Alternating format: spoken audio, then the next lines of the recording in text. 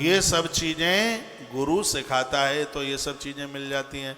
सौनक शिव ने पूछा कि आप बताइए कि गुरु की परिभाषा क्या है। गुणान रुंद इत प्रोक्तो गुरु शब्दस्य विग्रहे। कह दिया जो अपने शिष्यों में संस्कार इन गुणों को भर दे उसे गुरु कहते हैं। इसमें लिखा है जो ये बातें जो बताई जा रही हैं ये सब इन गुणों को अपने शिष्य में भर दे। इस अध्याय में 18 नंबर के अध्याय में गुरु शब्द की बड़ी महिमा का वर्णन किया। कई अर्थ बताए हैं गुरु के अर्थ इस अध्याय में। इसमें एक यह भी बताया गुणान रुंध इत प्रोक्तो गुरु शब्दस्य विग्रह। जो इन संपूर्ण गुणों को अपने शिष्य में भर दे उसे गुरु कहते हैं। अगले शब्द में बताया कि श्रुतम करोति शुश्रूषा कायेन मनसा गिरा। जो मन वचन और कर्म से गुरु की सेवा में रहता है, गुरु से सीखता है, उसे शिष्य कहते हैं। और जो गुरु के अनुशासन में रहता है उसे शिष्य कहते हैं। फिर गुरु किसे कहते हैं? गुरु उसे कहते हैं जो शिष्यों का गौरव बढ़ाता है, उसे गुरु कहते हैं। गुरु के द्वारा शिष्यों का गौरव घटना नहीं चाहिए, तो गुरु के द्वारा शिष्यों का गौरव बढ़ना चाहिए। वो 100 आदमी में कह दे छाती तान कर मेरे गुरु फला फला है, मैं उनका शिष्य हूं, छाती चौड़ी। जो शिष्यों का गौरव बढ़ाता है उसे गुरु कहते हैं। जो शिष्यों के अंदर गुणों को स्थापित कर देता है उसे गुरु कहते हैं। जो शिष्यों को पाप कर्म करने से बचा लेता है उसे गुरु कहते हैं। जो अज्ञान के दलदल से फंसने से शिष्यों को बचा लेता है उसे गुरु कहते हैं। जो शिष्य के हृदय में ज्ञान का दिया जला देता है उसे गुरु कहते हैं। ये गुरु की परिभाषा, ये गुरु है। गुरु लिंगस्य पूजां तो गुरु शुश्रूषणम भवे। गुरु जी की वाणी से जो निकला हुआ जो शब्द है उसको गुरु शिवलिंग के नाम से जाना जाता। अभी तो मैंने बोला था, अभी थोड़ी देर पहले ही मैंने बोला है, नाभि के नीचे ब्रह्मा, नाभि से कंठ तक बीच में विष्णु और जिह्वा पर शिवलिंग। तो गुरुदेव के द्वारा जो हमें शब्द वचन मिला है वो ब्रह्मा विष्णु और महादेव तीनों को हमारे हृदय में स्थापित कर देता है। जैसे हम अच्छे कार्यों का सृजन करते हैं, लोगों के पालक बनते हैं और लोगों के लिए हम विचारक बनकर उन्हें अज्ञान के दलदल से बाहर निकालने का काम करते हैं। जैसे एक कुंभकार मटका बनाता है, घड़ा बनाता है, शिल्पकार प्रतिमाएं गढ़ता है, उसी प्रकार से गुरु हम भक्तों को गढ़ करके तैयार कर देता है। ये गुरु की बहुत बड़ी कृपा है। देखा है तस्माद वै शासने योग्य शिष्य इत्तम विधीयते। शिष्य वही है जो गुरु के अनुशासन में रहे, वही शिष्य शिष्य है। गुरुजनों के साथ में संवाद हो, उनसे पूछते रहें कि गुरुदेव अब हमें क्या करना है, अब हमें क्या करना है। ये शिष्य के लिए बोला गया है।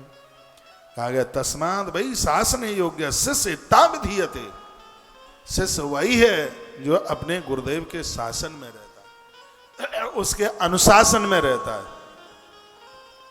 उनकी बात की अवज्ञा ना करे, अवहेलना ना करे, उनकी बात को माने और वह जो कहते हैं उस प्रकार से अपने जीवन को जीने की पूर्ण रूप से कोशिश करे। कोशिश से जो जो बातें कही जा रही हैं गुरु अपने शिष्य के हृदय में जीवन में उतार देता है इनको। जैसे अध्याय में जिस पन्ने में बोला जा रहा है करोते महि पूतात्मा प्राणेरपि धनैरपि तस्माद् वै शासने योग्ये शिष्यता विधीयते। यदि आप अपने घर में शिव महापुराण रखते हैं और श्लोक वाली शिव महापुराण है तो शिव पुराण के विद्येश्वर संहिता के 18 नंबर के अध्याय में 88 नंबर का जो श्लोक है बहुत ज्यादा मोस्ट वेरी इंपोर्टेंट, ये समझ लो, जिसमें गुरु और शिष्य के व्याख्यान का वर्णन किया गया है। इसमें कहा गया है कि मन वचन कर्म द्वारा गुरु की कही गई शक्य अथवा अशक्य आज्ञा का प्राण पालन और धन द्वारा, इसके लिए तो धन भी खर्च होना पड़े, अब गुरुजी की आवाज़ सुनने के लिए जाएंगे, उनकी कथा दूर चल रही है, तो इसमें लिखा है कि धन खर्च करना पड़ेगा वहाँ तक जाने के लिए।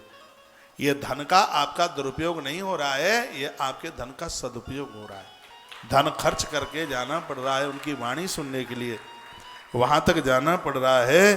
वर्णन किया है कि उनकी सेवा शुश्रूषा करने का सौभाग्य, उनकी वाणी सुनने का सौभाग्य प्राप्त हो, और उनका अनुशासन, उनका शासन, उनको शासन, जो उनके शासन में रहने का सौभाग्य प्राप्त हो, और जो ऐसा पालन कर लेता उसे शिष्य कहते हैं। 88 नंबर के श्लोक में ऐसा कहा, सुशिष्य को उचित है वह अपना शरीर आदि प्रिय पदार्थ भी गुरु को अर्पण कर दे। उसका शरीर भी गुरु के लिए समर्पित हो जाता है, उसके प्राण भी गुरुदेव के लिए समर्पित हो जाते हैं। इस धरती पर गुरु और शिष्य का जो संबंध है वो बड़ा अद्भुत है, और ऐसा संबंध है, अलौकिक है, इसमें स्वार्थ नहीं है। सबसे आनंद की बात है, शिष्य तो शरीर अपना समझता ही नहीं है, वो सोचता है कि शरीर भी गुरुदेव के द्वारा दिया गया है और यह उन्हीं के लिए मैं समर्पित करता हूँ। जीवन के 4 ऐसे हैं जिनकी आज्ञा का पालन करने में किंतु परंतु जैसे शब्द नहीं होते। माता पिता गुरु और भगवान। महादेव ने स्वयं कहा है, मात पिता गुरु प्रभु की मानी, बिना विचार करिए शुभ जानी। ये तो बिना विचार के भी कर डालोगे तो यह शुभ ही होगा, ये कभी अशुभ हो ही नहीं सकता। ये होता तब है जब गुरुजनों के प्रति, महापुरुषों के प्रति, महात्माओं के प्रति श्रद्धा हो। दुनिया की हम कह नहीं सकते, हमारी तो महाराज जी के प्रति ऐसी श्रद्धा है, वो ये कह दें कि बेटा ये कर तो वही, वो ये कह दें कि मत कर तो ना कर। वो कहें कि बेटा आग में कूद जा तो सोचूंगा नहीं, मैं कहूँगा इसमें भी मेरा भला है कि इनके मुख से निकल रहा है कि आग में कूद जा, मैं कूद जाऊंगा। ये अंध भक्ति नहीं है, ये अंधविश्वास नहीं है, ये श्रद्धा है। ये हमें लगेगा कि इन्होंने कहा है कि आग में कूद जा, तो आग में कूदने में भी हमारा कोई भला छिपा है, नहीं तो इनके मुख से शब्द ही नहीं निकलता, तो इसको अंधभक्ति नहीं माना जाएगा। एक लिंग पुराण में कथा आती है, एक चेला शुक्राचार्य जी के पास पहुंचा, उसने कहा दीक्षा दे दो। गुरुजी ने कहा लोहे का फरसा ले जा और इसको गाड़ के रख देना, जब इसमें से अंकुर निकल आवे तो समझ लेना कि उस दिन तो दीक्षा का अधिकारी हो जाएगा। उसके मन में ये बात नहीं आई कि गुरुजी लोहे के फरसे में से भी कोई अंकुर निकलता है क्या। उसके अंदर से आवाज आई, गुरुजी ने कहा है तो इसमें से निकलता ही होगा, नहीं तो ये कहते ही क्यों।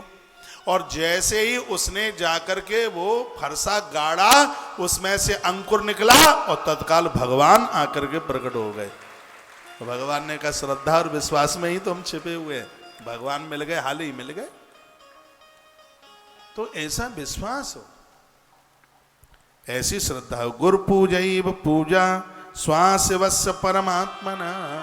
जो गुरुद्रोही है महादेव, उनकी पूजा कभी भी स्वीकार नहीं करते। रामायण में एक स्तोत्र है जिसको रुद्राष्टक के नाम से जानते हैं। ये स्तोत्र तभी का है, गुरुजी मंदिर में थे, चेला आया,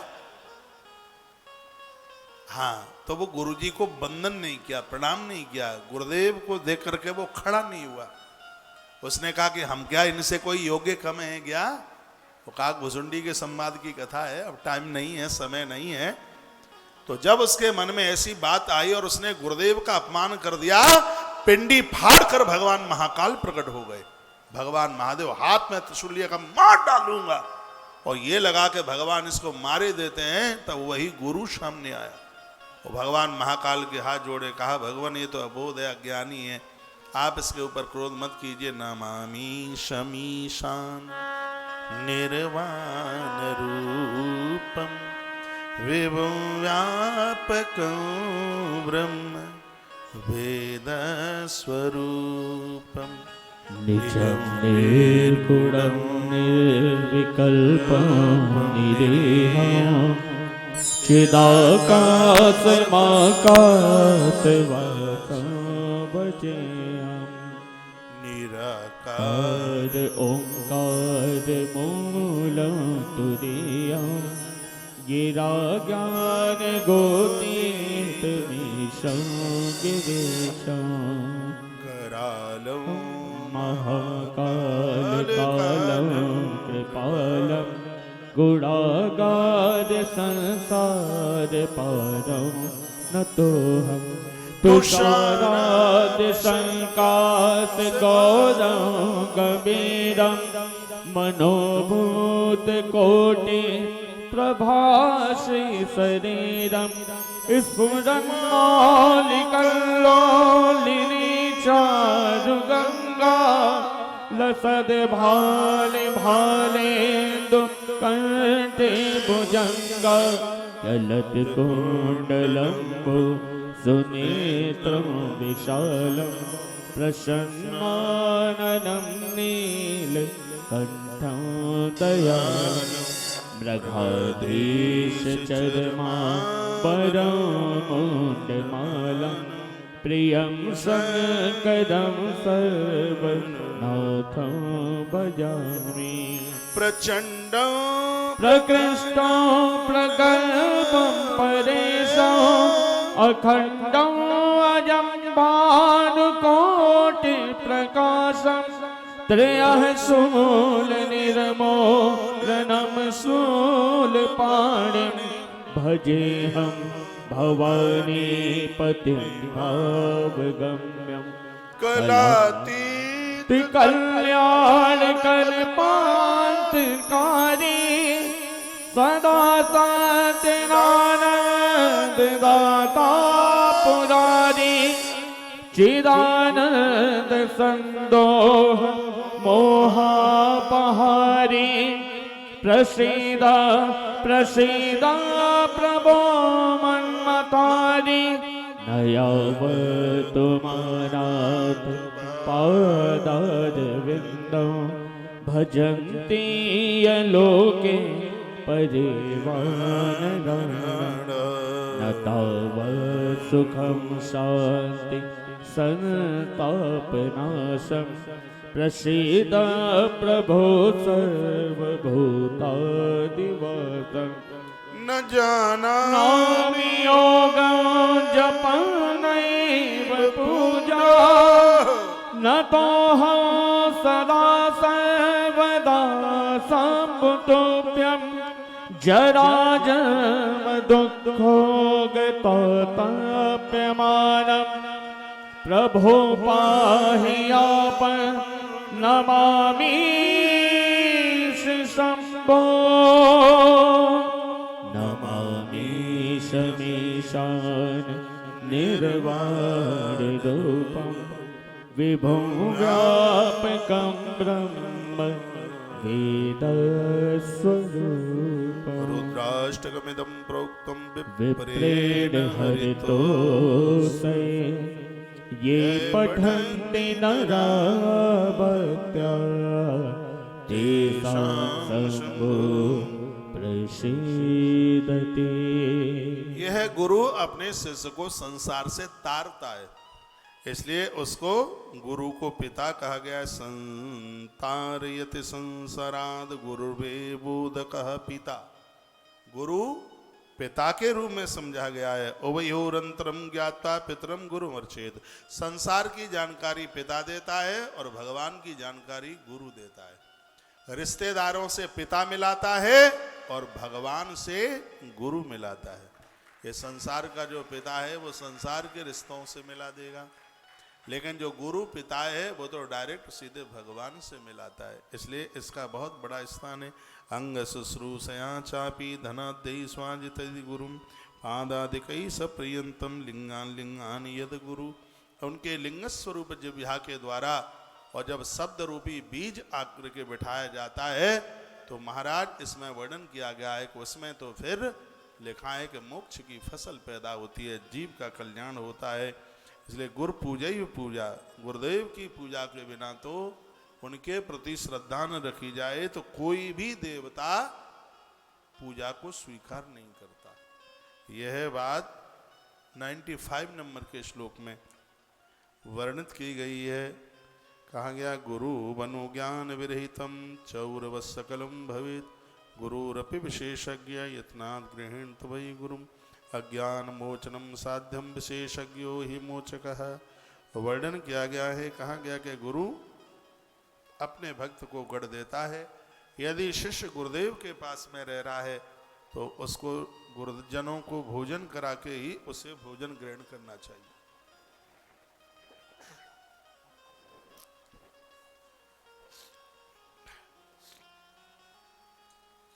हे ब्राह्मणों, गुरु शिष्ट द्रव्य ही शिष्यों तथा से भक्तों को ग्रहण करना चाहिए, उसी का भोजन। गुरु की आज्ञा के बिना अथवा उनके समर्पण के बिना जो द्रव्य ग्रहण करता है उसे चोर के समान माना गया है।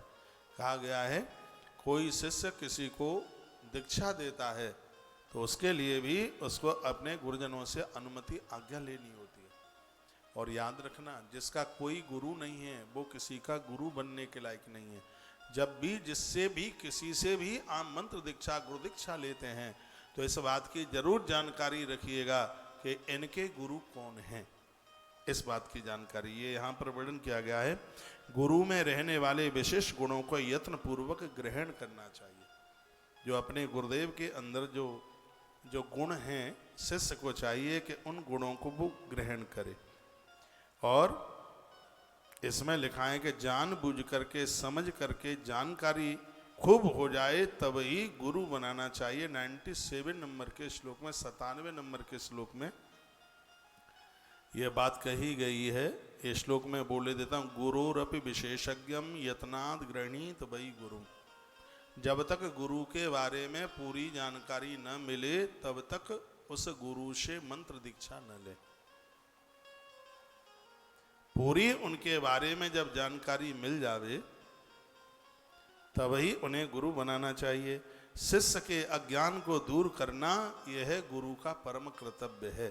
अज्ञान मोचनम साध्यम विशेषज्ञो ही मोचक है। गुरु वही है जो शिष्य के अज्ञान को दूर कर दे। यह गुरु का परम कर्तव्य है कि वो शिष्य के अज्ञान को दूर कर दे। अतः अज्ञान दूर करने वाले गुरु को विशेष जानकारी भी होनी चाहिए। उसको आत्म तत्व का बोध होना चाहिए। उसको शास्त्र और ग्रंथों की परिभाषा का उसे पता होना चाहिए। लिखा है अज्ञान दूर करने वाले गुरु को विशेष जानकारी होनी चाहिए, ये वर्णन है। कर्म पूर्ति के लिए गुरु को चाहिए कि वह शिष्य के जीवन में, उसकी आराधना में आने वाले विघ्नों को दूर करने के लिए गुरुदेव को शिष्य का भला करने के लिए हर समय प्रयासरत रहना चाहिए। जैसे प्रभु राम के लिए गुरुदेव वशिष्ठ सदैव खड़े ही रहते थे, ऐसा गुरु चाहिए। निर्विघ्न एवं पूर्ण संगता से किया गया कर्म ही सफल होता है। इसलिए बुद्धिमान पुरुष को उचित है कि वह रोग इत्यादि से बाधाओं से बचने के लिए अपने शरीर का ध्यान रखते हुए, गुरुजनों के शब्दों का पालन करते हुए और अपने जीवन का यापन करे, ऐसा वर्णन है। दुर्जनों से वो दूर रहे, अपवित्र वस्तुओं को छुए नहीं, ऐसा भी वर्णन किया गया है। कहा गया है ऐसा। बुद्धिमान मनुष्य इन तमाम दोषों से बचकर के रहे। देवालय, गौशाला, यज्ञशाला, घर के आंगन में 2 हाथ प्रमाण की वेदी बनाकर उसे अलंकृत करे और महीने में 8 दिन में 15 दिन में उनमें चौकियों की स्थापना करके देव पूजन करे। देखो क्या सुंदर बात कही, जिसे वेदी पूजन कहते हैं। वर्णन किया गया कहाँ कहाँ ये करे। देवालय, गौशाला, यज्ञशाला, घर का आंगन और भी कोई ऐसी जगह वर्णन किया है। ऐसा कहा गया। बोलो भक्त वत्सल भगवान की जय हो। श्री हनुमंत बलवंत महाराज की जय हो। आज के आनंद की जय हो। जय जय। श्री राधे श्याम।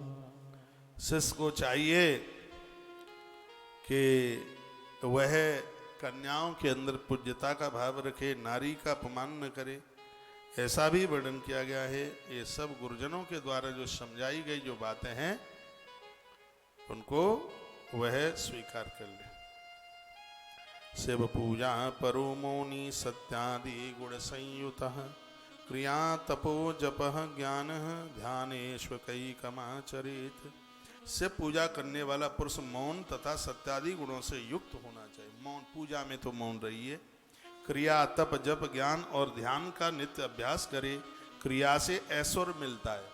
जो आप जो क्रिया करते हैं ना, जो पूजा पाठ में, इससे ऐश्वर्य मिलता है। क्या क्रिया करते हैं? भगवान को दूध से, दही से, फिर शहद से, घी से, फिर शहद से, फिर चीनी से, ये जो उसकी जो एक क्रिया है, उस विधि से जो आप ये करते हैं, इससे ऐश्वर्य मिलता है। उपवास करने से शरीर में चमक आती है, ऐसा से पुराण में लिखा हुआ है। उपवास करने से ऐश्वर्यम दिव्य देहस्य, उपवास करने से शरीर में तेज बढ़ता है। जप करने से ज्ञान बढ़ता है। जो आप माला लेकर के जप करते हैं, उससे ज्ञान बढ़ता है, अज्ञान का नाश होता है। और ध्यान करने से भगवत दर्शन होता है। ये काम रोज करने चाहिए। 150 नंबर के श्लोक में लिखा है, शिव पूजा परो मौनी सत्य आदि गुण सही होता है।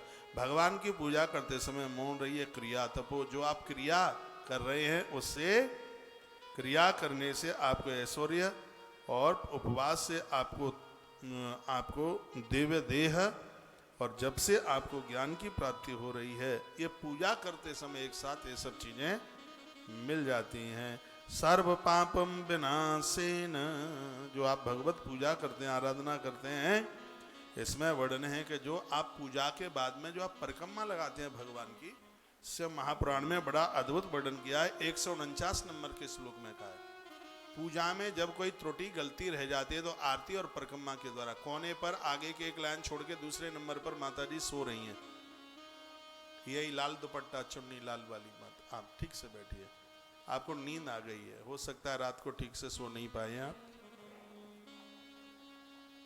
कोई बात नहीं है, झपकी लग जाती है। और मैं आपको देख ही रहा हूं, हाँ, क्या आप क्या देख रहा हूं? ये देख रहा हूं कि आप कथा सुन रहे हैं। तो मैं निवेदन कर रहा था कि जो आप प्रदक्षिणा करते हैं ना, जो परिक्रमा करते हैं, परिक्रमा करने से आप क्या प्राप्त करते हैं? कभी आपने सोचा? प्रदक्षिणा नमस्कार शिवस्य परमात्मा, आप भगवान को नमस्कार करते हैं या प्रदक्षिणा करते हैं, तो प्रदक्षिणा विनाशाय में पादकम नास्ते भूतले, जो देवी देवताओं की पूजा के बाद परिक्रमा करते हैं, वो अपने जीवन के संपूर्ण पापों को जला करके राख कर देते हैं। इसलिए पूजा में भी वहीं के वहीं घूम जाया करें। ये परिक्रमा यानि कानि च पापानि जन्मांतरी कृतानि च तानि तानि प्रयच्छन्ति प्रदक्षिणाम पदे पदे। परिक्रमा करते समय पाम रखते रखते यज्ञ करने के फल प्राप्त होते हैं, पाप सभी जल जाते हैं। लिखा है तस्मात् प्रदक्षिणेनैव सर्व पापम विनाशयेत्। जब आप पूजा के बाद देवी देवताओं की प्रदक्षिणा परिक्रमा करते हैं तो संपूर्ण पाप उसी समय जल करके राख हो जाते, खत्म हो जाते।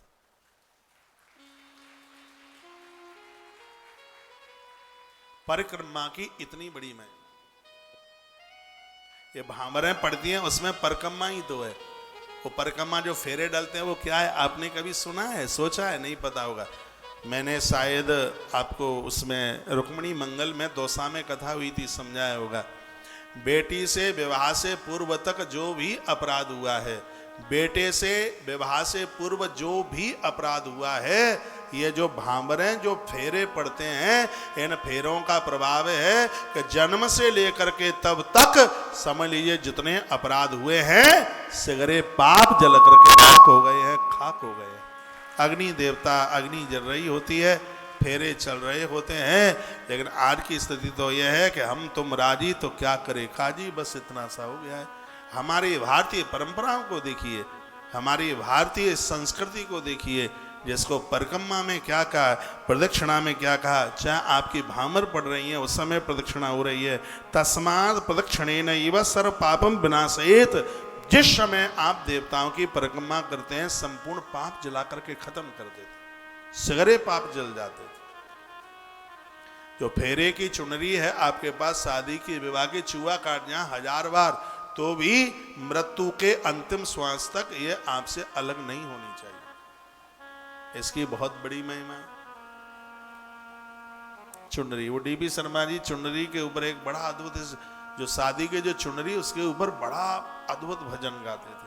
वो कहते थे कि ये चुनरी पार्वती मैया ने ओढ़ी, ये सीता मैया ने ओढ़ी, ये राधा रानी ने ओढ़ी, और पता नहीं बहुत कुछ उनको ही आता था। वो बड़ी अद्भुत बात बताते थे इसमें।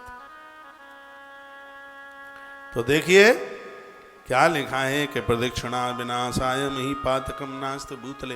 धरती पर कोई भी इतना बड़ा पाप नहीं है जो देवताओं की परिक्रमा लगाने से समाप्त न हो जाता हो।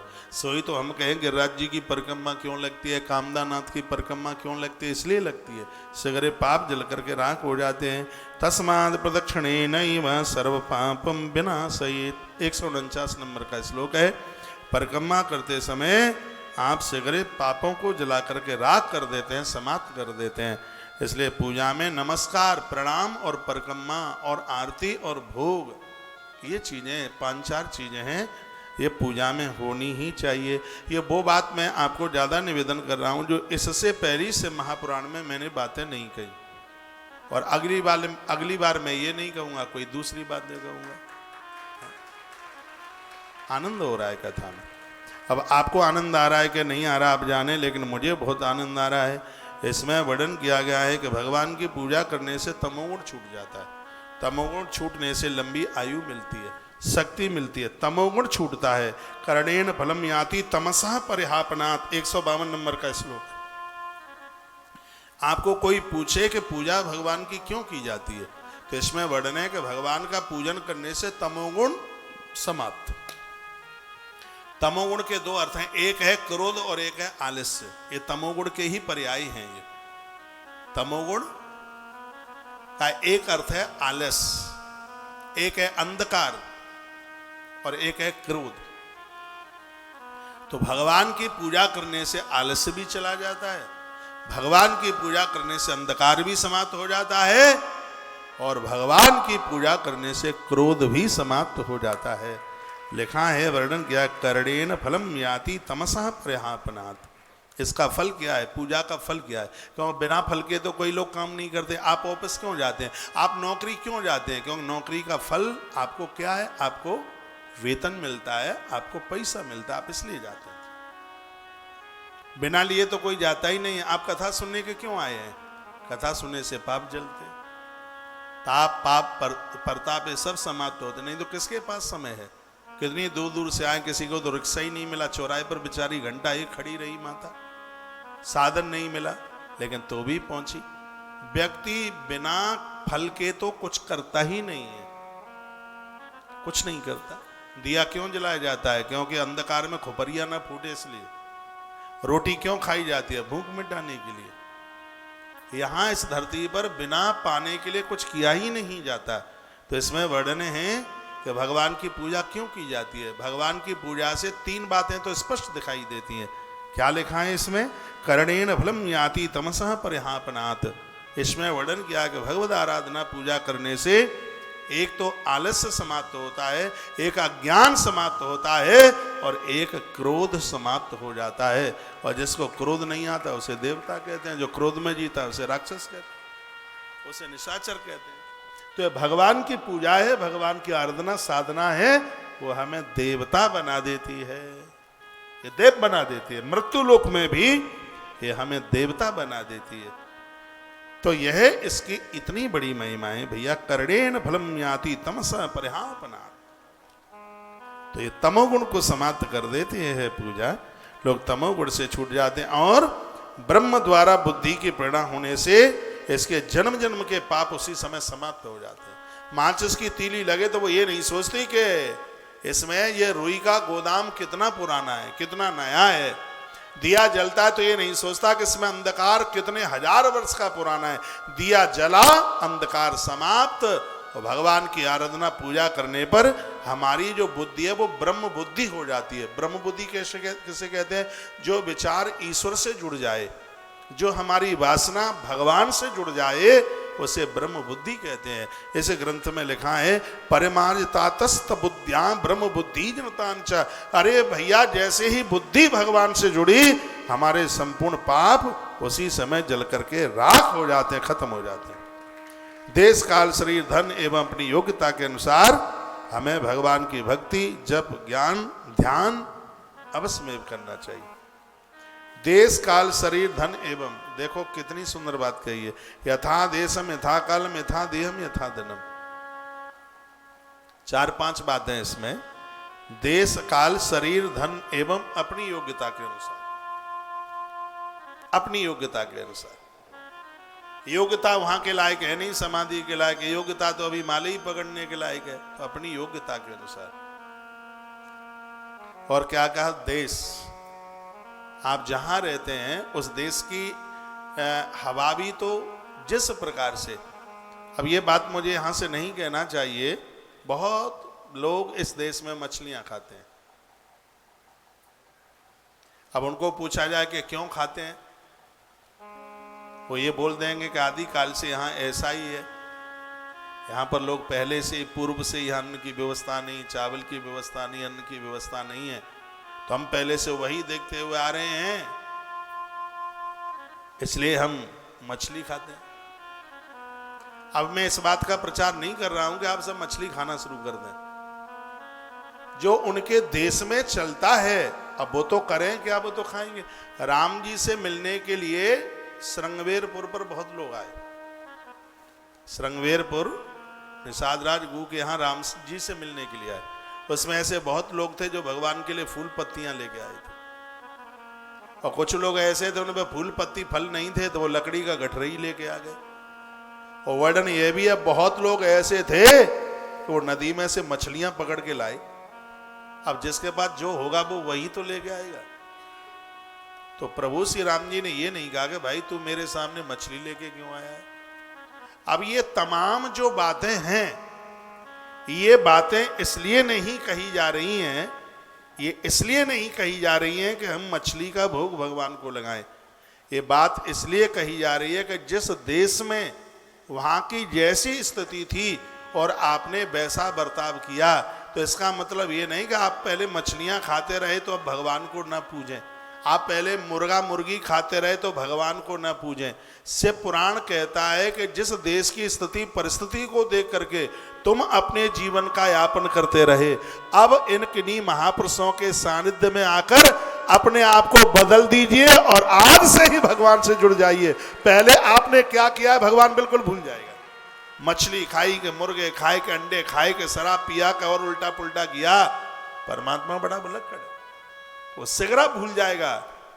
महापुरुषों के सानिध्य में आ गए हो, अपने आप का बिल्कुल परिवर्तन कर दीजिए और अपने शरीर के द्वारा, शरीर जिस प्रकार से जितना सहन कर लेता है उस हिसाब से, यदि आधा घंटा पूजा में बैठ सकता है तो आधा घंटा, और ये 16 घंटा बैठ सकता है तो 16 घंटा।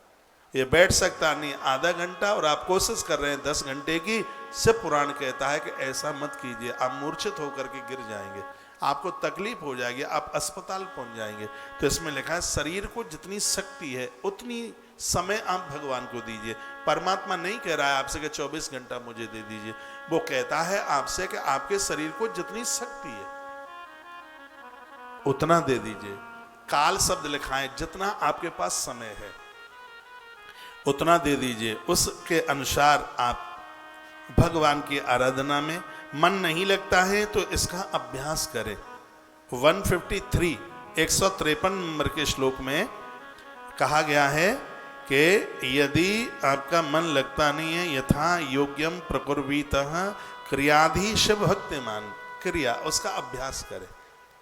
ये जप में मन एक ही दिन में नहीं लग जाएगा, इसका अभ्यास करना पड़ेगा। जो हम माला पर जप करते हैं अभ्यास ही तो हम करते हैं, इसका अभ्यास कीजिए।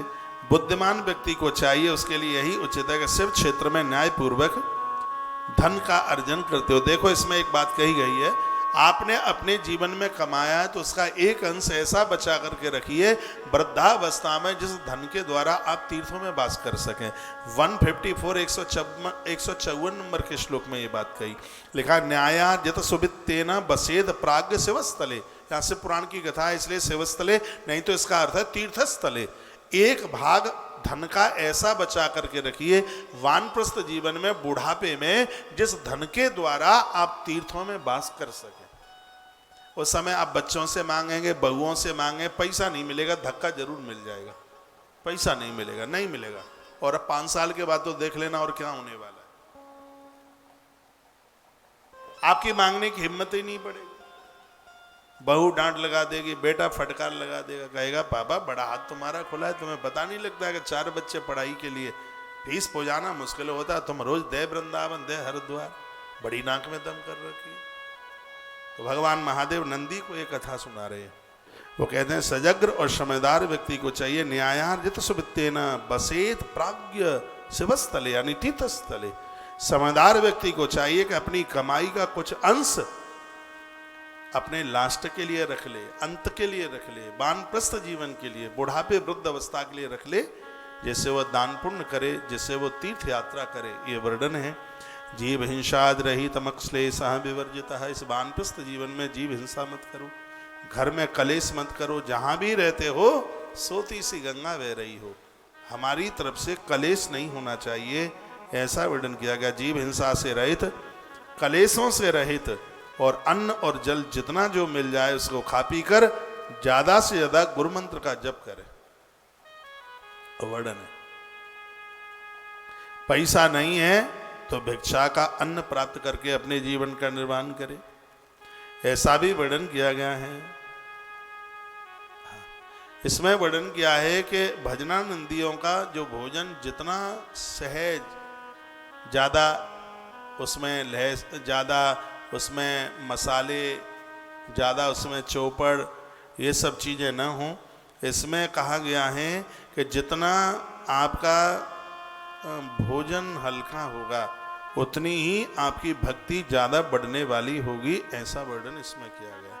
जितना आप कम खाएंगे उतना कम सोएंगे, कम सोएंगे भजन में मन लगेगा, पेट में गैस नहीं बनेगी। और फुल्का 10 खींच कर अरहर की दाल और विलंदा भर के, कटोरा भर के, और उसमें आपने फिर उसमें आपने चावल भी खींच दिया, दाल भी खींच दी अरहर वाली, बड़ा नशा लेकर के आती है। फिर आप कहेंगे भजन, भजन नहीं खटोला चाहिए फिर तो सीधे। हाँ, भजन कहाँ हुआ है? राम नाम के आलसी भोजन को होशियार, तुलसी ऐसे नरन को बार बार धिक्कार। ये तो मैंने जोड़ दिया बार बार धिक्कार, वहां तो ये लिखा है तुलसी ऐसे नर में पड़ेंगे डंडे 4। आहार कम कीजिए, नहीं तो एक दिन बन जाओगे राख। स्वास्थ्य का ध्यान रखिए, लकड़ियां स्वास्थ्य के लिए बहुत फायदेमंद है। एक जामुन की लकड़ी आती है, जामुन नाव के नीचे लगाई जाती है। जामुन की जो लकड़ी है नाव के नीचे लगाई जाती है। कोई भी नाव, कहीं भी देश में कहीं भी नौका बने, नाव बने, नाव के नीचे जामुन की ही लकड़ी लगाई जाती है। अब आप कहोगे ये तो इतनी हल्की सी है, इतनी मोटी पिंडी भी हाल तोड़ दोगे, इतनी हल्की है जामुन की लकड़ी।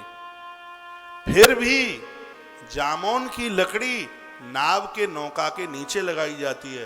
क्यों लगाई जाती है? जामुन की लकड़ी ऐसी है 10,000 साल भी पानी में पड़ी रहे तो उसमें से दुर्गंध नहीं आएगी, वो सड़ेगी नहीं, वो गलेगी नहीं। ये जामुन की लकड़ी का प्रभाव है। आयुर्वेद कहता है तुम भी जामुन की लकड़ी का पानी पीते रहोगे तो तुम भी जल्दी सड़ने वाले नहीं हो, तुम भी जल्दी गलने वाले नहीं हो, तुम्हारी भी हड्डियां जल्दी गलने वाली नहीं है। तो जामुन की थोड़ी सी लकड़ी पानी में डालो, डायबिटीज के से हमेशा के लिए बच जाओ। इसकी पत्तियां, इसकी डालियां, ये इतना लाभदायक है बस पूछो ही मत। ये सिगरी बातें मैं ग्रंथों में पढ़ता रहता हूं, मैं कमरा बंद करता हूं, मेरे पास तो 1 मिनट नहीं है फालतू।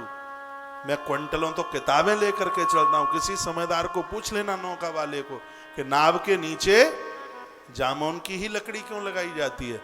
जामुन की लकड़ी दुर्गंध नहीं पैदा करती, किसी भी प्रकार की गंदगी पैदा नहीं करती, और नदियों को स्वच्छता चाहिए। 10,000 साल तक भी ये पड़ी रहे पानी में, ये गलेगी नहीं, इसमें से दुर्गंध नहीं आवेगी।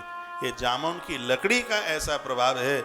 जामुन की लकड़ी पानी में डालिए, उस जल को आप पीजिए, ना तो मुख में से दुर्गंध आवेगी, आप बिल्कुल स्वस्थ होंगे, बीमारियां नहीं फैलेंगी। जामुन की लकड़ी की इतनी बड़ी महिमा है। और लकड़ी तो विशेष है ही, लकड़ी का तो बहुत बड़ा तमाशा है। कबीर साहब ने लिखा था, जीते लकड़ी मरते लकड़ी, देख तमाशा लकड़ी का। जीते भी लकड़ी मरते भी लकड़ी, देख तमाशा लकड़ी का। जीते भी लकड़ी मरते भी लकड़ी, देख तमाशा लकड़ी का। दोनों हाथ उठाओ एक बार। क्या जीवन क्या मरण कबीरा, क्या जीवन क्या मरण कबीरा, खेल रचा सब लकड़ी का। जीते भी लकड़ी मरते भी लकड़ी, देख तमाशा लकड़ी का। जीते भी लकड़ी मरते भी लकड़ी, देख तमाशा लकड़ी का।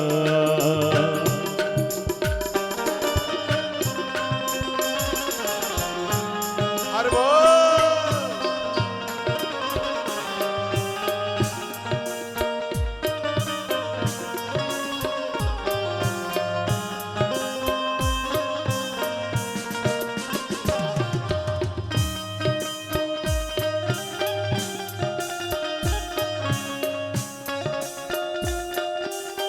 हर हर महादेव।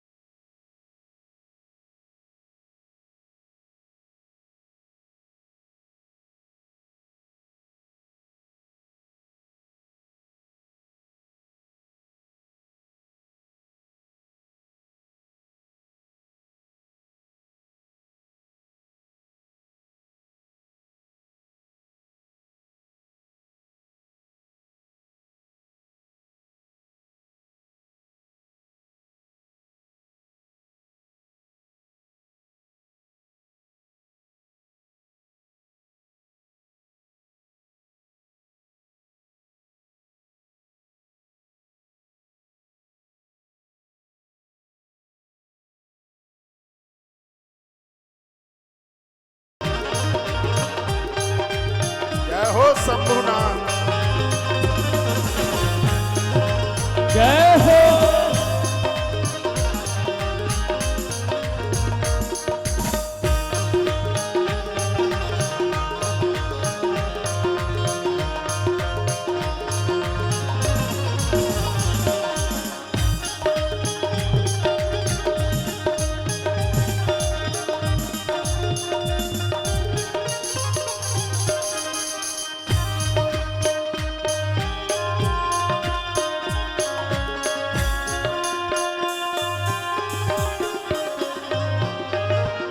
जिसमें तेरा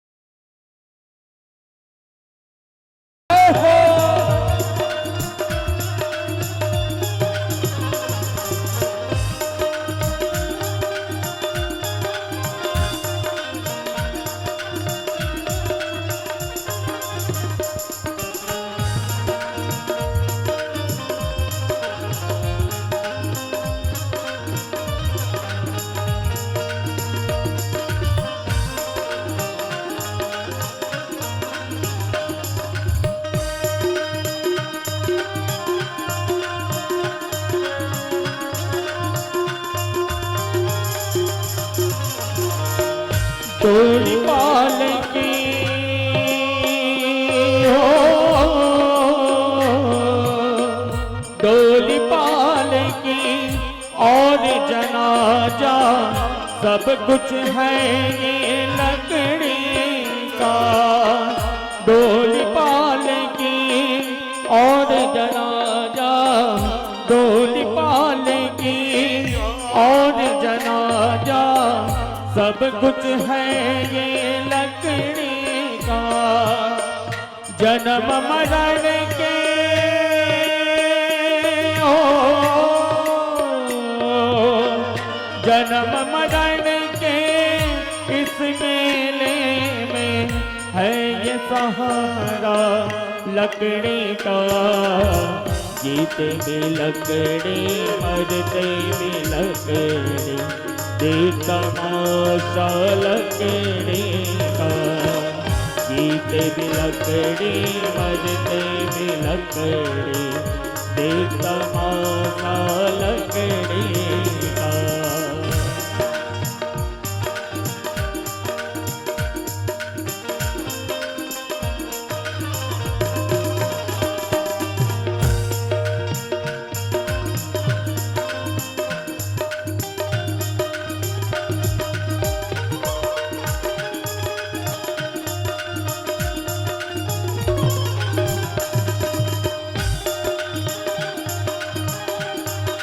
जय हो।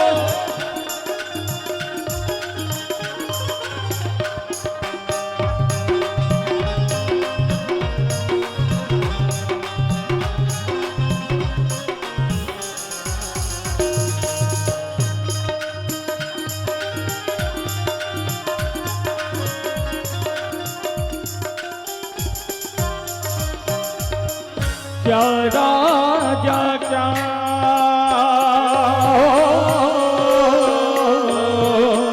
क्या राजा क्या रंग मनुष्य संग अंत सहारा लकड़ी का।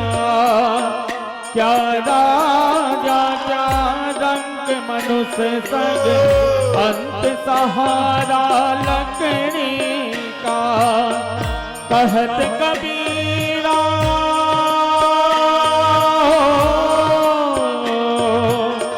कहत कबीरा सुनो भाई साधो, ले लो सहारा तबूरे का।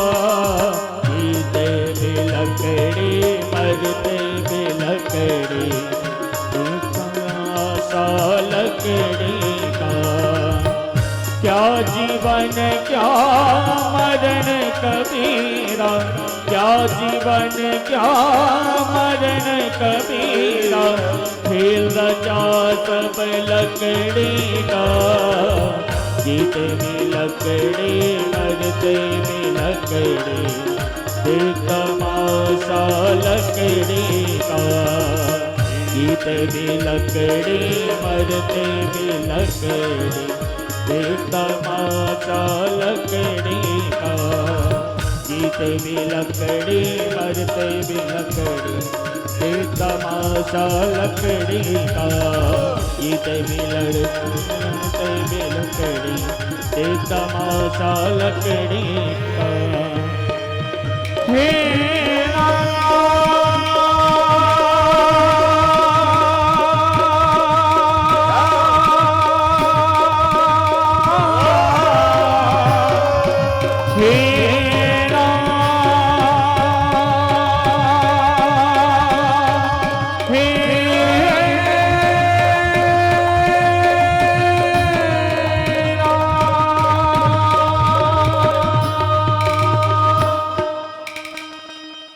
जीते भी लकड़ी मरते भी लकड़ी, देख तमाशा लकड़ी का।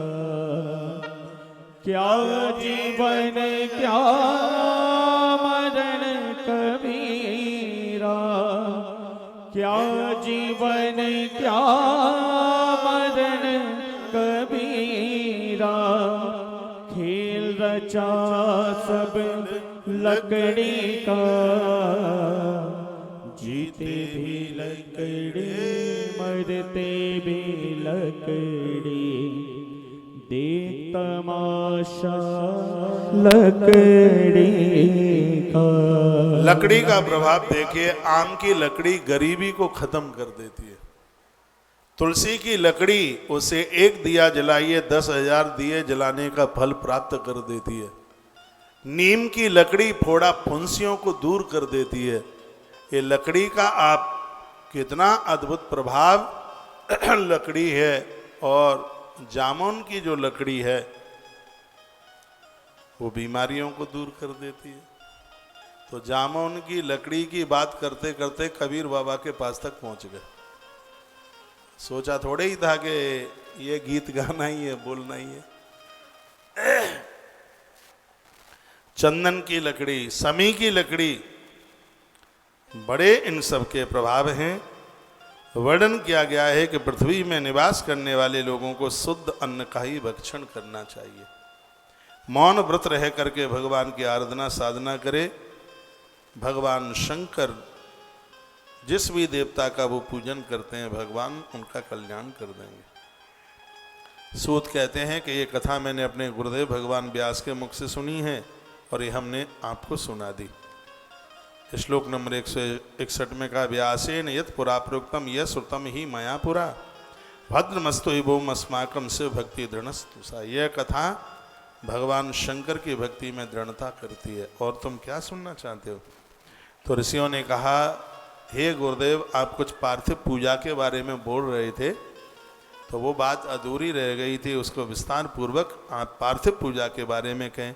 सूत शूत चिरंजीव धन्यस्तम शिव भक्तिमान। आपकी लंबी आयु, हमारी भी उम्र आपको लग जाए। आप अद्भुत कथा सुना रहे हैं, जगत का कल्याण कर रहे हैं। यत्र पार्थिव माई सलिंग महिमा, हम पार्थिव शिवलिंग की महिमा और आपके मुख से सुनना चाहते हैं, उसके बारे में आप हमें सुना दें। तो क्या कहा सूत जी ने? वो कहते हैं, कृते रत्नमयम लिंगम त्रेतायाम हेम संभवान। सतयुग में रत्नों के शिवलिंग चलते थे। रत्न के शिवलिंग, सतयुग में रत्नों के शिवलिंग से पूजा होती थी। त्रेता में स्वर्ण के शिवलिंग से पूजा की जाती थी। द्वापर में पारदेश्वर का शिवलिंग ज्यादा पूजा जाता था। ये से महापुराण में लिखा है। स्वयं नंदी से भगवान महादेव बोले, तो क्या कहते हैं? उन्होंने कहा, कृते रत्नमयम लिंगम त्रेतायाम हेम सम। सतयुग में रत्नों के द्वारा शंकर के शिवलिंग का पूजन होता था। त्रेता में स्वर्ण सोना बहुत था। सोने के शिवलिंग पूजे जाते थे। फिर कहा द्वापुरे पारदम श्रेष्ठम, द्वापुर में पारदेश्वर शिवलिंग पूजा गया। लेकिन इस कलयुग में तो तू कलौ युगे अष्टमूर्त सर्वास्मूर्तवई पार्थिव बराहा, इस कलयुग में तो पार्थिव पूजा, मिट्टी के शिवलिंग का भारी महत्व है।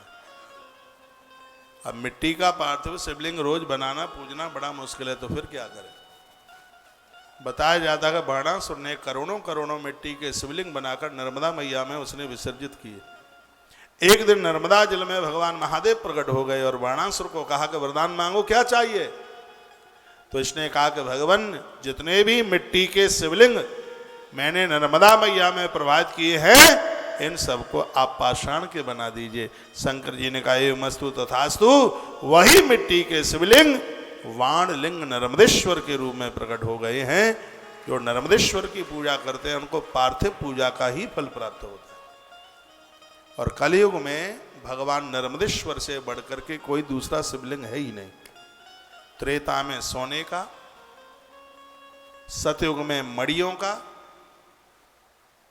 द्वापुर में पारदेश्वर और कलयुग में नर्मदेश्वर, बाणलिंग नर्मदेश्वर, इससे ऊपर कुछ भी नहीं।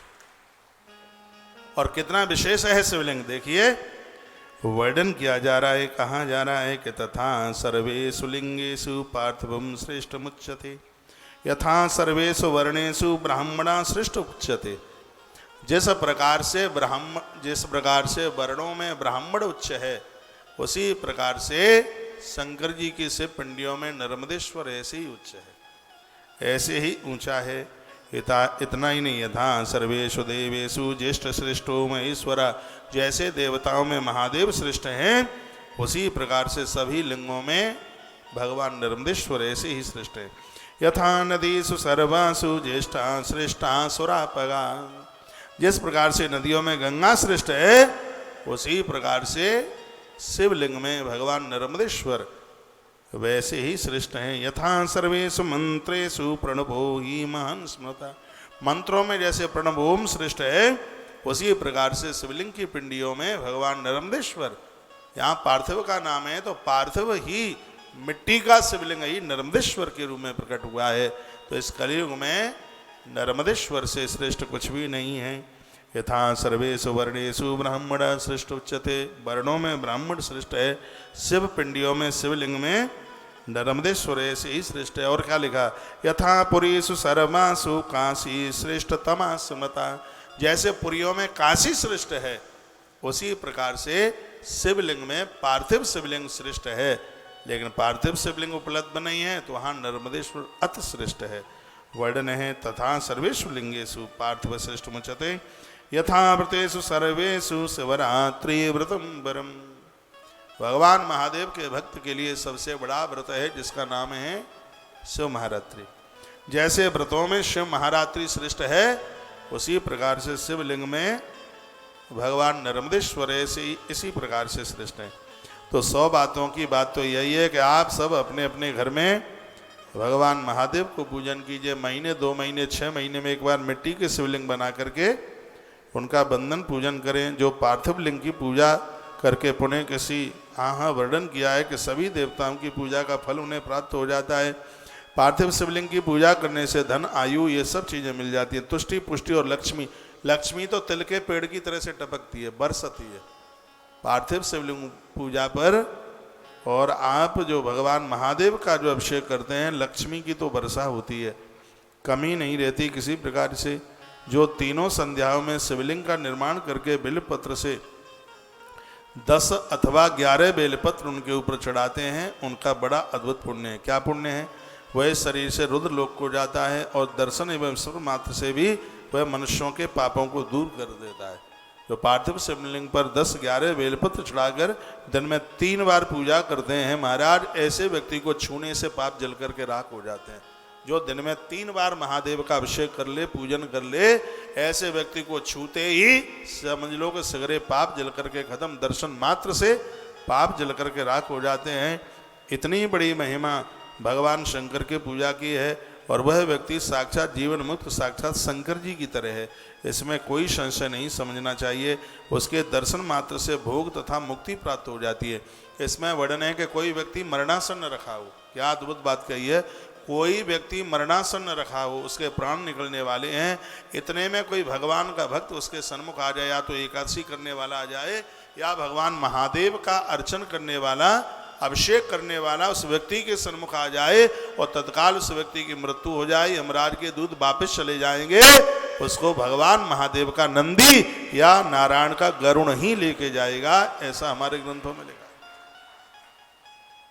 भगवान के भक्त की इतनी बड़ी महिमा का वर्णन किया गया, वह व्यक्ति नरक से बच जाता है, उसको नरक नहीं जाना पड़ता।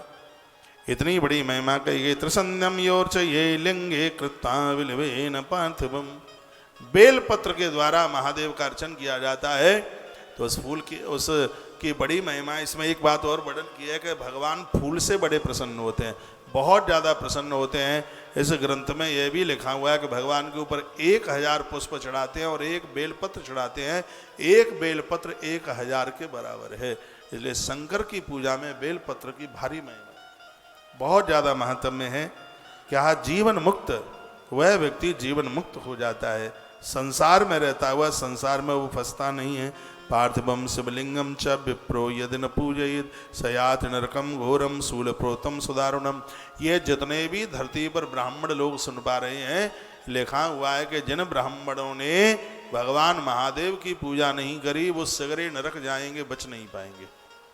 ये वर्णन है। श्लोक नंबर आप देख लीजिएगा, इसमें वर्णन किया गया है। श्लोक नंबर भी बड़ा अद्भुत है, 26 नंबर का श्लोक है। पार्थिवम शिवलिंगम च विप्रो यदि न पूजयेत याति नरकम घोरम शूल प्रोतम सुदारुणम, 26 नंबर का श्लोक है।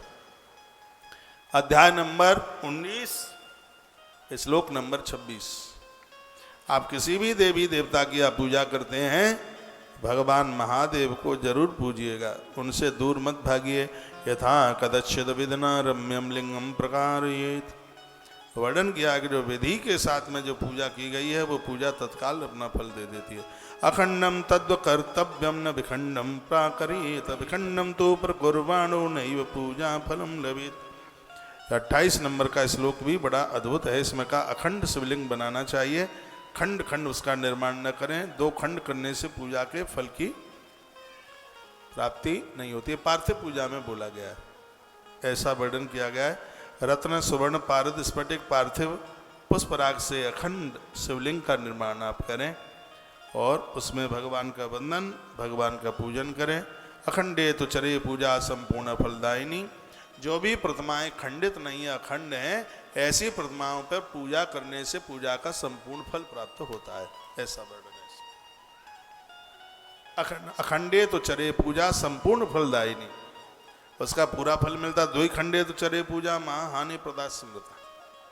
जहाँ प्रतिमाओं के टुकड़े टुकड़े हो गए हैं फिर तो उनको नदियों में विसर्जित कर दो उसे, ऐसा से महापुराण के 19 नंबर के अध्याय में ये बात कही गई है। पूजा का जो संपूर्ण फल है, अखंडे तो चरे पूजा संपूर्ण फलदायिनी, संपूर्ण पूजा का फल प्राप्त हो जाता है। 2 खंडे तो चरे पूजा, लेकिन एक बात यहाँ और लिखी गई है, सिर्फ 2 ही ऐसे हैं जो खंडित नहीं होते, एक हैं सालग्राम और एक हैं भगवान महादेव की पिंडी। ये दोनों तो अखंड ही होते हैं, ये खंड नहीं होते। और प्रतिमाएं खंडित हो जाती हैं, लेकिन भगवान सालग्राम और भगवान महादेव की पिंडी ये कभी खंड ही नहीं होती, ये तो हमेशा हमेशा के लिए अखंड, हमेशा के लिए अखंड। यूपी में एक जगह पड़ती है, उत्तर प्रदेश में बटेश्वर से महापुराण के कोट रुद्र संहिता में इस स्थान का नाम आता है। आगरा से 76 किलोमीटर है, कानपुर रोड पर है। जो लखनऊ एक्सप्रेस बना हुआ है, मेन सड़क से 14-15 किलोमीटर होगा अंदर। 101 महादेव के मंदिर बने हैं वहां, स्वयंभू महादेव है। विधाता ब्रह्मा जी को दर्शन दिए हैं, बटेश्वर नाम जगह है उसका।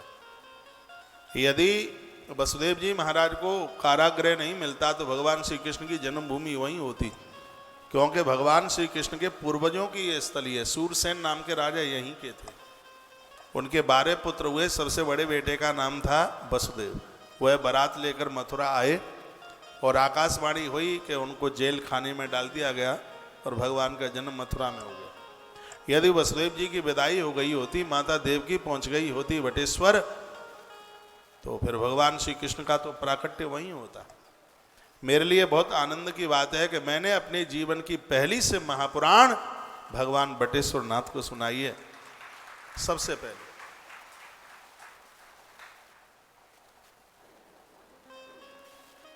2003 में मैंने पहले से महापुराण करी, 20 साल हो गए।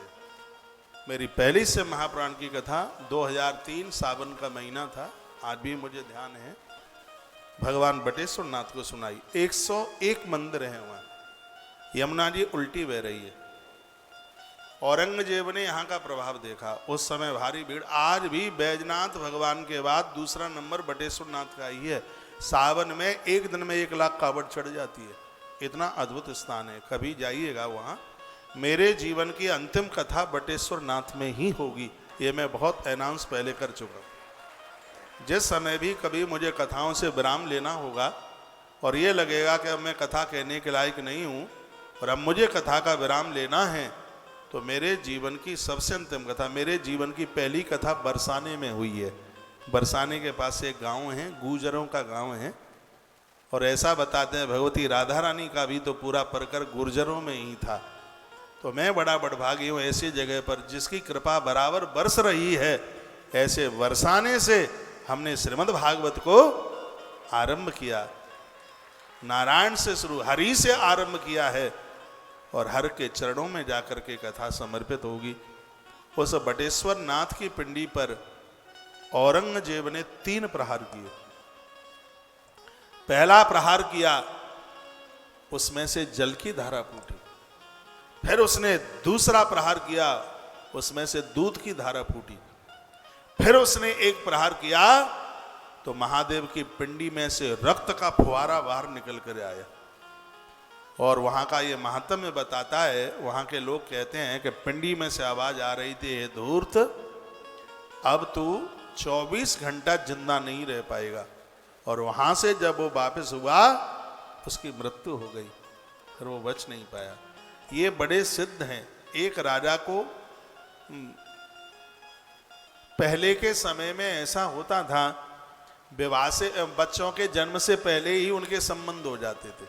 हमारे यहाँ बेटी होगी, तुम्हारे यहाँ बेटा होगा तो हम अपनी बेटी तुम्हें दे देंगे। तुम्हारे यहाँ बेटी हो, हमारे यहाँ बेटा हो तो तुम अपनी बेटी हमें दे देना। तो 2 राजाओं में ऐसे संबंध हो गया, लेकिन हुआ ये कि दोनों को बेटी ही हो गई, दोनों को ही बिटिया हो गई। लेकिन यहाँ के राजा ने, भदावर के राजा ने, उसकी रानी ने कहा कि महाराज बेटा हुआ है। पहले शादियां जल्दी हो जाती थी, 9-10 साल की बेटी हो गई, लेकिन ये पता नहीं लगने दिया कि बेटा है कि बेटी है। और राजा तो बेटा ही समझकर और वो बारात लेकर के चला, यहीं यमुना के किनारे रात्रि को पड़ाव डाला। राजा को कहीं से भनक पड़ गई, ओहो ये बेटा नहीं है, ये बेटी है। ये बात बिगड़ गई। राजा आत्महत्या करने के लिए बेटी को छाती से लगाकर, जैसे ही उसने यमुना जी में छलांग लगाई, भगवान बटेश्वर नाथ प्रकट हो गए, बेटी को बेटा बना दिया। ऐसे अद्भुत, ऐसे प्रभावशाली भगवान महादेव हैं जो सबकी सुनते हैं। कभी आपको अयोध्या की तरफ जाना हो, आगरा की तरफ जाना हो, यह स्थान बड़ा अद्भुत है। 76 किलोमीटर है आगरा बिजली घर से। आगरा बिजली घर रोडवेज का बस अड्डा है, वहाँ से 76 किलोमीटर दूर ये है जगह है। यमुना का किनारा है, 101 मंदिर भगवान महादेव के बने। मैंने कभी लाइव टेलीकास्ट भी दिखाया है आपको, वहाँ से आपको यदि ध्यान हो तो। बड़ा अद्भुत स्थान है, कभी वहाँ जाइए। बिल्कुल इतने घाव उसमें हो रहे कि हाथ अंदर चले जाए। पिंडी में 3, उस पिंडी में 3 प्रहार हुए हैं, बिल्कुल तीनों के तीनों दिखाई देते हैं, तो भी पिंडी को खंडित नहीं माना जाता। क्यों? सालग्राम और महादेव कभी खंडित होते ही नहीं। यह इनका बोलिए शंकर भगवान की आज के आनंद जय हो, जय जय श्री राधे, जय जय श्री राधे, श्री राधे। तो भगवान शंकर की जो पूजा है, वेदिका तु महाविद्या लिंगम देव महेश्वरा, जो शिवलिंग को जलहरी में रख करके जो पूजता है उसको 10 महाविद्या चल के आ जाती है। मैंने कोरोना काल में 10 महाविद्याओं की कथा आपको सुनाई है, बगलामुखी के सहित सगरी 10 महाविद्याओं की कथा सुनाई। तो यहाँ वर्णन किया गया है कि वेदिका तु महाविद्या, जलहरी में शिवलिंग को रख करके जो पूजन करते हैं, भगवान महादेव उस स्त्री पुरुष को संपूर्ण विद्याएं प्रदानित कर देते हैं। और शिव की पूजा का आनंद तो तब ही है जब उसको जलहरी में स्थापित करके उसका पूजन किया जाए। और धीमे बजाइए। तो उसको जलहरी में, नर्मदेश्वर में चांदी की जलहरी बनवाइए, श्रृंगी बनवाइए, जलहरी में रख करके पिंडी को फिर आप पूजन कीजिए। आप देखिए कि उसका कितना बड़ा प्रभाव है। जीव जंतु कीड़े मकोड़े भी आपको स्नेह प्रेम करें। राम जी बिना शंकर जी के शिवलिंग का पूजन किए बिना राम पानी भी नहीं पीते थे। गोस्वामी जी ने वर्णन किया है कि शिव के पुजारी प्रभु राम जब वनवास के लिए गए, वन के लिए गए, तो राम जी को देख करके सर्पों ने फण मारना और बिच्छुओं ने डंक मारना महाराज छोड़ दिया, सिर्फ राम का दर्शन करके। शंकर के पुजारी की यह बड़ी अद्भुत महिमा है। शिव पूजन, एक आध बार अभिषेक वगैरह दिखा दो भाई, क्या कर रहे हैं तुम लोग हैं? और खम्म की ओट में बैठ जाते हो, थोड़ा अपना थूतरा तो मुझे दिखा दो इधर बैठ के। ऐसे बैठोगे देखना ले बिल्कुल। कहाँ है भाई?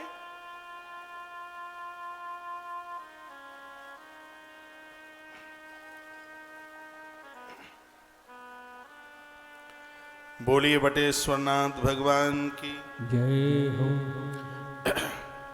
भगवान का षोडशोपचार से पूजन की बात कही गई है। घृतम स्नानम खलु घृतम घृतम भावे मंत्रता मधुबाता मधुनक्तम मधुबान्नमितिस्त्रता। महाराज, घी से भगवान को स्नान कराने पर 2 चीजें खत्म होती हैं, एक है गरीबी और एक है दुश्मनी। ये शिव महापुराण में वर्णन है कि इससे आप भगवान को घृतम स्नानम, ये घी से स्नान कराने पर यह इतनी बड़ी महिमा है।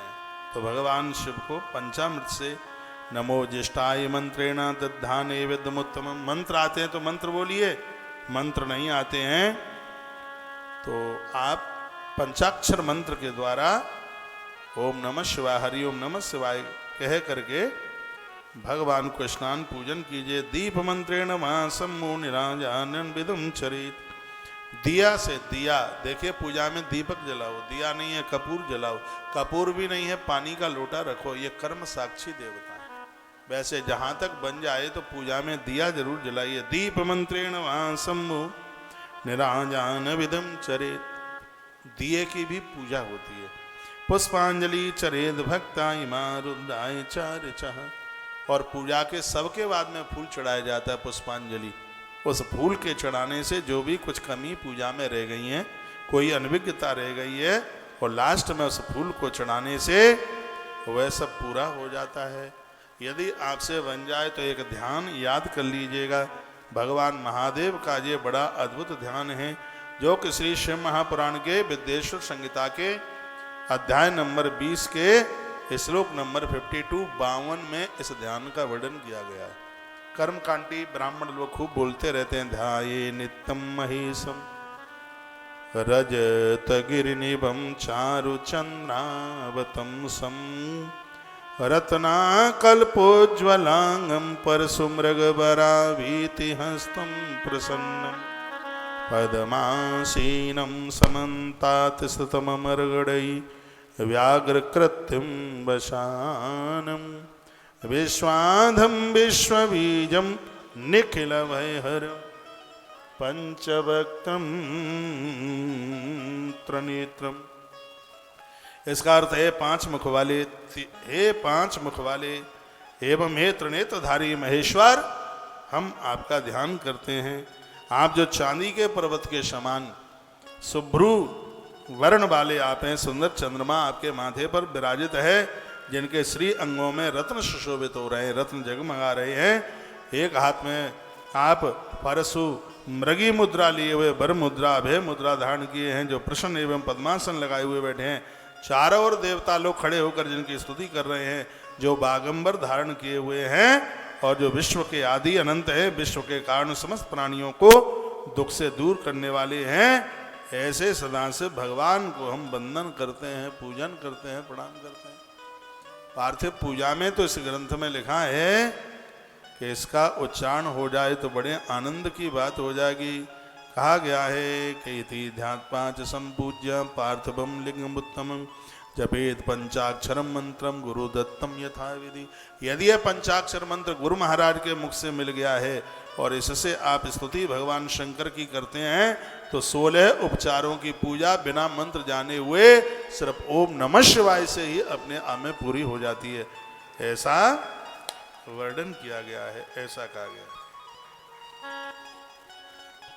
सभी वेदों का जो सार है वो सब जहां जहां भगवान शंकर की महिमा वेद पुराणों में गाई गई है वो सब शिव महापुराण में भर करके रख दी गई। एक बात बहुत समझने के लायक है, आप मान सके तो मान लेना। वर्णन किया है कि वर्णन किया है कि शिवलिंग पूजा के बिना जितनी भी पूजा है वो सब निष्फल हो जाती है। इसलिए प्राय सभी मंदिरों में ज्यादातर ऐसे आप देखते हैं उसमें शिवलिंग जरूर, राम जी का मंदिर है उसमें शिवलिंग स्थापित कर देते हैं। यहाँ तक कि श्री गया जी में महात्मा बुद्ध के मंदिर में भगवान शंकर प्रतिष्ठित है। हमने तो ऐसा सुना है कि मक्का मदीना में भी भोलेनाथ बैठे हैं, ऐसा सुना है कि वहां भी भगवान महादेव बैठे हैं। धरती का कोई कोना ऐसा नहीं है जहां भगवान महादेव न बैठे हों। तो ये बात इस ग्रंथ में लिखी गई है। यह श्री शिव महापुराण का अध्याय नंबर 21 और श्लोक नंबर 4। इसमें वर्णन किया गया कि जिस पूजा में भगवान का पूजन नहीं है वहां सगरे देवताओं की पूजा निष्फल हो जाती है। कृत्वा पार्थिवलिंगम यो निदेवम प्रपूजेत वृथा भवदशा पूजा दमदानादिकम वृथा। उसके तो दान पुण्य जीवन सब कुछ ऐसे ही चला जाता है जिसके जीवन में भगवान शिव भगवान शंकर की पूजा चल करके नहीं आई है। वर्णन किया कि विद्यार्थी पुरस्मृति पूर्वक 1000 पार्थिव शिवलिंग का पूजन करता है तो निश्चित रूप से उसके पास विद्या चल के आ जाती है। मिट्टी के शिवलिंग, धन को चाहने वाला पुरुष 500 और पुत्र चाहने वाला 1500, वस्त्र चाहने वाला 500 पार्थिव शिवलिंग बना करके पूजन करे। मोक्ष को चाहने वाला व्यक्ति 1 करोड़ मिट्टी के शिवलिंग बना करके पूजा करे। भूमि चाहने वाला 1000 शिवलिंग रोज बनाए तो उसको अपना मकान, अपनी दुकान, अपना प्लॉट हो जाएगा। ये सुन लीजिए, जो किराए के मकान पर रह रहे हैं, किराए की दुकान पर रह रहे हैं, 11 दिन 1000 शिवलिंग रोज बना करके और वो नदी में प्रवाहित कर दे। स्त्री पुरुष कोई भी हो 11 दिन का अनुष्ठान कर ले, 11 दिन में 11000 मिट्टी के शिवलिंग बनाकर उसको नदी में आप प्रवाहित कर देते हैं तो भगवान महादेव आपको भूमि दे देंगे, क्योंकि भूमि का देवता है, धरती का देवता है। 1000 शिवलिंग रोज बना करके उसका विसर्जन करे। भूमि चाहने वाले व्यक्ति को 1000 पार्थिव शिवलिंग बना करके रोज उसका पूजन करना चाहिए। ये 9 नंबर के श्लोक में वर्णन किया गया है। इस बात को कहा गया, बोलिए शंकर भगवान की जय। भू कामश सहस्रकम, भू कामश सहस्रकम, जिसको भूमि चाहिए उसके लिए 1000 शिवलिंग बना करके वो रोजाना उनका पूजन करके और उनको नदी में प्रवाहित कर दे। शिव कृपा चाहने वाला व्यक्ति 3000 शिवलिंग रोज बनावे और उसको नदी में प्रवाहित कर दे। और ऐसा लगता है कि मित्र धोखा दे रहा है, सब बेईमानी कर लेता है, तो उसको भी 3000 शिवलिंग बना करके रोजाना उसको प्रवाहित कर दे। वर्णन किया है कि जो व्यक्ति नित्य शिवलिंग बना करके और उसको प्रवाहित कर देता है, विसर्जित कर देता है, तो इससे वशीकरण सिद्ध हो जाता है। तो वर्णन है जो मिट्टी का शिवलिंग बनावे, जिसको देख ले वही उसका बन जाए। ये इतना बड़ा प्रभाव है। एक बार के लिए तो रावण भी भगवान का बन गया, क्योंकि प्रभु श्री राम जी पार्थिव पूजा करके गए थे। उन्होंने बालू के शिवलिंग जो आज भगवान रामनाथ रामेश्वर के रूप में प्रकट हैं, ये भगवान के द्वारा पार्थिव पूजा ही तो की गई थी। पार्थिव पूजा का इतना बड़ा ये भैया प्रभाव है। पार्थिव पूजा करने वाले को जो भी कोई देख लेता है, दुश्मन भी देख ले तो दुश्मन भी खिसता हुआ चल कर के आ जाता है। मरणार्थी सप्तशतम मोहनार्थी शताष्टकम।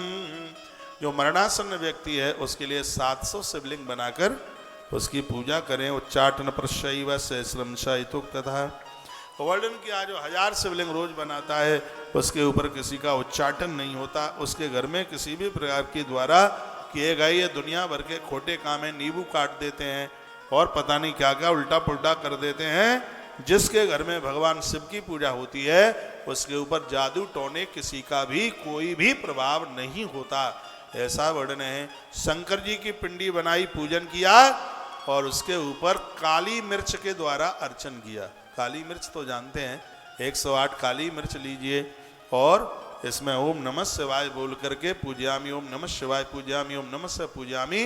पिंडी के ऊपर 108 काली मिर्च उसके ऊपर चढ़ा दीजिए और उन्हीं काली मिर्च को पूरे घर में जा करके बिखेर दीजिए। आपके घर में किसी की अलाय बलाय जादू टोना किसी भी प्रकार का उच्चाटन हो ही नहीं सकता। इसलिए प्रमाणित ये दिव्य ग्रंथ है। चौरादि संकट गेयम पार्थिवानाम सतद्वयम। जिसने 11 दिन तक 200 शिवलिंग रोज बनाए हैं उसके घर में कभी चोरी नहीं हो सकती, उसके घर के ताले नहीं टूट सकते, नौकर चाकर डकैती नहीं डाल सकते, चोरी नहीं कर सकते। ये 200 शिवलिंग रोज बना दिए जाएं तो इसकी इतनी बड़ी महिमा है। और यदि किसी के घर में भूत प्रेत हैं, डाकनी साकनी है तो 500 मुक्तम जपार्थिवम, उन लोगों को 500 शिवलिंग रोजाना 11 दिन तक बनानी चाहिए। पे भूत प्रेत अलाय बलाय ये सगरे घर से निकल के चले जाएंगे। जिनका बेटा शादी के लायक हो रहा है 11 दिन में 50,000 शिवलिंग बनाकर भगवान महादेव की पूजा करें, वंश वृद्धि बढ़ जाएगी। दारिद्र्य पंच सहस्रम अयुतम सर्व कामदम। घोर दरिद्रता को समाप्त करने के लिए भी 50,000 शिवलिंग का निर्माण करें। एकम पापरम प्रोक्तम द्विलिंगम चांद सिद्धवम।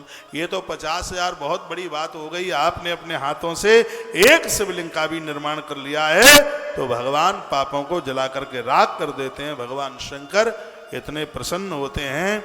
ये पार्थिव पूजा की इतनी बड़ी महिमा का वर्णन कर दिया गया है। संतान चाहने वाले लोगों को 10,000 शिवलिंग बनाने चाहिए। 10 ऐसे शिवलिंग के पूजन से भगवान विष्णु के समान व्यक्ति ऐश्वर्यवान हो जाता है। जो पुरुष इस पृथ्वी पर 1 करोड़ शिवलिंग का पूजन करता है वह साक्षात शिव हो जाता है। इसमें बिल्कुल संशय वाली बात नहीं है। 21 नंबर के श्लोक में ये बात कही गई है। कोट मेकाम तुलिंगानाम यह करोत नरो भुवि शिव ए भवेत सोपी नात्र कार्या विचारणा। इसमें बिल्कुल संशय वाली बात नहीं है। किसी व्यक्ति ने अपने जीवन में 1 करोड़ शिवलिंग बना लिए हों तो वर्णन किया है कि वो साक्षात भगवान शिव के बराबर हो जाता है, भगवान शंकर की तरह हो जाता है। बोलिए शंकर भगवान की जय हो। श्री हनुमान जी महाराज की जय हो। 1 करोड़ शिवलिंग मिट्टी के। हम लोग बड़े बड़भागी हैं, इतने भाग्यशाली हैं कि पूछो ही मत। आप कहोगे क्या भाग्य है? भाग्य यह है कि 2012 में हमने एक संकल्प लिया था। क्या संकल्प था? संकल्प ये था 11.25 करोड़ मिट्टी के शिवलिंग बनाकर महादेव की पूजा करेंगे। मध्य प्रदेश में एक जगह है बालाघाट, संस्कार टीवी पर आयोजन 11 दिन का था, लाइव टेलीकास्ट हुआ था। हो सकता है उस समय आपने देखा हो। 2012 की बात है। 11.25 करोड़ पार्थिव शिवलिंग का संकल्प था। पांडाल इतना बनाया था कि जिसमें 2-2.5 लाख लोग आकर के बैठे। भोजन की व्यवस्था में 125 कुंटल, 120-125 कुंटल सिर्फ चावल ही रोज लगता था। अब आप विचार करो कि भीड़ कितनी होगी। हलवाई 1500 थे। 7 लाख स्क्वायर फीट एरिया में लोगों को भोजन की व्यवस्था पूरे स्टेडियम में की थी। इतनी भीड़, इतना समुदाय। इसमें तो लिखा है कि 1 करोड़ शिवलिंग बन जाएं, भगवान महादेव की तरह हो जाते हो। भगवान महादेव कृपा का साबुन बरसा देते हैं। 11.25 करोड़ पार्थिव शिवलिंग पूजा करने का संकल्प लिया, लेकिन उस अनुष्ठान में 12 करोड़ 85 लाख शिवलिंग बने। शिवरात्रि पड़ी थी, 3.5 करोड़ शिवलिंग तो अकेली एक शिवरात्रि के ही दिन बन गए। और ये मैं अपने हृदय से है बोल रहा हूं। जब से बालाघाट का कार्यक्रम हुआ है 2012 में, तब से पीछे मुड़ कर के देखने की जरूरत नहीं पड़ी। वीर तू बढ़ता जा, धीर तू बढ़ता जा। और जब से ये पार्थिव से पूजा हुई है, भगवान महादेव ने कहां से कहां पहुंचाया। भगवान शिव ने इतनी बड़ी कृपा करी है।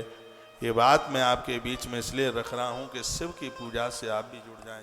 हम लोग कृष्ण के पुजारी हैं, कृष्ण की धरती पर रहते हैं, श्री वृंदावन में रहते हैं। हमारी धमनियों में जैसी राधे की आवाज़ निकलती है, गोविंद की धरती पर रहने पर भी हमारे प्राण नमः शिवाय बोलते हैं, ओम नमः शिवाय बोलते हैं, क्योंकि शिव के बिना कल्याण नहीं है। और हूँ एक गुप्त मत सबई कहूँ कर जोर, शंकर भजन बिना नर भगत न पावहु।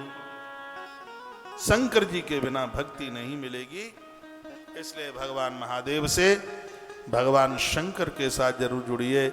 लिंगानाम अयुतम कृत्मा पार्थिवानम सबुद्धेवम। 10,000 शिवलिंग भी अपने हाथों से बना लिए हैं तो मूर्ख भी विद्वान हो जाएगा। इतनी बड़ी महिमा पार्थिव शिवलिंग की। और ये कथा आप व्यासपीठ के माध्यम से आप सुन रहे हैं, बहुत बहुत धन्यवाद है आपका। आप पूरा का पूरा टाइम इस कथा के लिए दे रहे हैं। यह आप सबको पता है कि संपूर्ण आयोजन एक सेवा प्रकल्प को लेकर के हो रहा है। कल हनुमान जयंती है, आपसे बन जाए तो हनुमान जी को 2 पान का बीड़ा चढ़ाएं, थोड़ा सा उसमें सिंदूर लगाइए, थोड़ा कत्था लगा लेना, उसमें थोड़ा सा उसमें गुलकुंद मीठा रख लेना, और उसमें नारियल का बुरादा रखना ना भूलिएगा। लवंग से उसको बंद करके हनुमंत लाल जी के चरणों में चढ़ाइए। विपत्ति का बीड़ा हनुमान चबा जाएंगे और तुम्हें तंदुरुस्ती दे देंगे, आनंद कर देंगे। कल तुलसी वन आश्रम में अनगिनत पान के बीड़े हनुमान जी को चढ़ाए जाएंगे। कल उनका चोला चढ़ाया जाएगा। 11,000 लड्डुओं का भोग लग रहा है कल हनुमान जी का, तुलसी वन आश्रम के द्वारा। विशाल महापुरुषों का, महात्माओं का कल का भंडारा है, जिनको राम नाम की चद्दर, गले में तुलसी, ये सब उनको दक्षिणा के रूप में उनको ये सब कुछ दिया जाएगा। कल के आयोजन से 11,000 लड्डुआ बहुत बड़ी बात होती है। मोदक प्रसन्नता का प्रतीक है। जीवन में पैसा मिलेगा, 2023 की हनुमान जयंती नहीं मिलेगी। उधर कार्यालय लगा हुआ है, जो अपनी श्रद्धा से जो बनता है, रुपया, लाख रुपया, जो भी आप कुछ करते हैं वो सब सेवा कार्य के लिए। ये जरूरी नहीं कि इतना हो तभी आप कर सकते हैं, जितना बने उतना करें। कल भी मैंने निवेदन किया है, और जब तक ये 1 लाख गैया पूरी नहीं हो जाएगी तब तक मैं बोलता रहूँगा। जैसे ही मेरा संकल्प पूरा होगा तो आप सोचेंगे कि महाराज जी कभी इतना अनाउंस करते और आजकल तो ये बिल्कुल बोलते ही नहीं है। क्यों बोलूँगा, मुझे अपने लिए कोई ज़रूरत नहीं है। ये जो भी कुछ हो रहा है एक सेवा कार्य, सेवा प्रकल्प को लेकर के। नहीं, मेरी क्या गरज पड़ी है दिन रात एक करता रहता हूँ, ना दिन में चैन है ना रात्रि को, हर समय दे कथा दे कथा दे कथा।